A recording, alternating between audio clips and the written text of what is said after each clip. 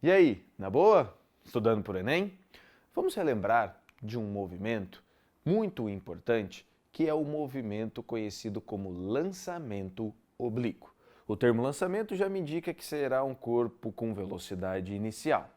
Usar o termo oblíquo significa que ele partirá de uma horizontal com um certo ângulo em relação a essa horizontal. Não será um movimento só na horizontal, nem um movimento só na vertical.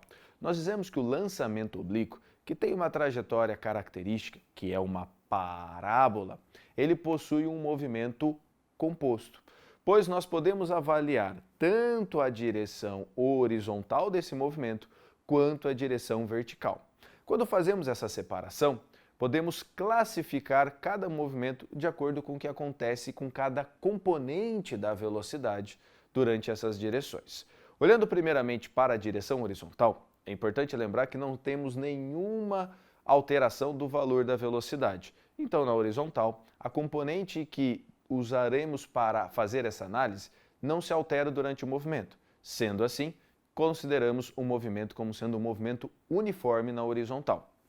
Já quando olhamos para a direção vertical, temos a presença da aceleração da gravidade. Ponto importante, desprezaremos a resistência do ar. Sendo assim, a aceleração da gravidade será a que representará as variações da velocidade na vertical. E aí, lembrando de outros movimentos já estudados, como o corpo ele vai partir de um ponto, subir até uma altura e voltar, se eu isolar só a vertical, eu posso dizer que na vertical aconteceu um lançamento vertical para cima, onde o corpo subiu e desceu. Por ser um movimento composto, eu subo e desço e me desloco para frente ao mesmo tempo. Então eu vou fazendo esse movimento, que quando eu junto tudo para um referencial no solo, nós temos uma trajetória do tipo de uma parábola. Além dessas características, existem algumas outras que são determinantes para a compreensão dessa estrutura e desse movimento. Duas fundamentais que você não pode esquecer na hora de analisar o lançamento oblíquo.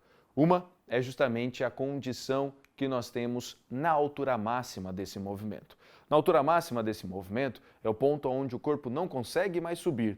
Então, em relação à vertical, é onde ele não tem mais velocidade. Seria o ponto, no lançamento vertical para cima, de inversão de sentido. Porém, ele ainda continua com a sua componente horizontal. Então, é muito importante relembrar, na altura máxima, não temos mais a componente vertical, temos apenas a componente horizontal.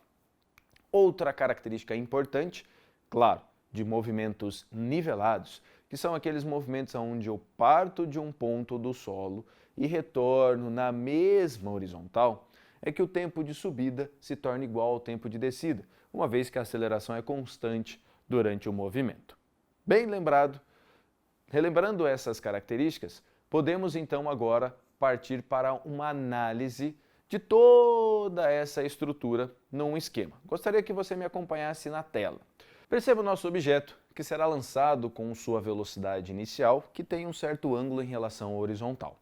Lançando esse objeto, ele parte, atinge uma altura máxima e retorna para o solo.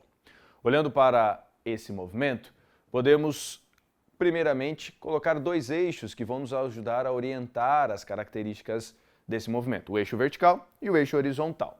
Pensando no ponto de partida e no ponto de chegada em relação ao eixo horizontal, podemos dizer que esse corpo teve um deslocamento horizontal, que é muito comum a gente chamar de alcance.